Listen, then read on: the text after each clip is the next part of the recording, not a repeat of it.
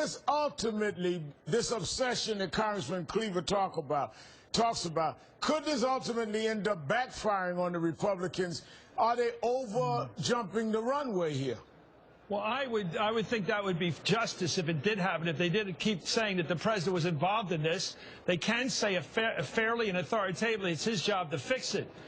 But I'll tell you, Reverend, one piece of this thing that we always have to keep in mind as we deal with effective government, and those of us who believe in effective, positive government have to be the ones who make it work. The right wing loves it when it screws up because it makes their case. The liberals, the progressives, the reasonable people say, you know, I need the government. I need it not just to protect me. I need it to do a lot of things I want done to keep this society okay. But the problem is there are people in this country, maybe 10%, I don't know what the number, maybe 20% on a bad day, who want this president to have an asterisk next to his name in the history books, that he really wasn't president.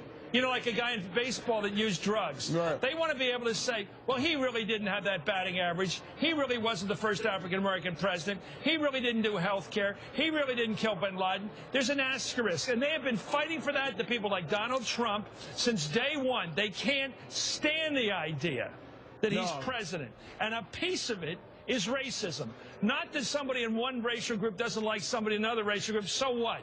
It's the sense that the white race must rule. That's what racism is. And they can't stand the idea that a man who's not white is president.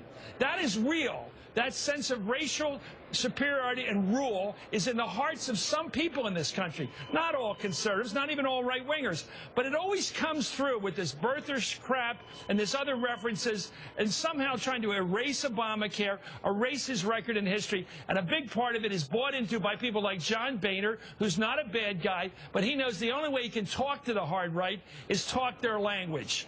No and doubt. That this guy shouldn't be president somehow, that he isn't president somehow, that he's an asterisk, just like, you know, Barry Bonds or somebody took drugs. Therefore, he didn't really have the batting average. And you take it didn't away, really count. You take away everything, and that because that's what white supremacy is, and that's not calling all of them that, but clearly there's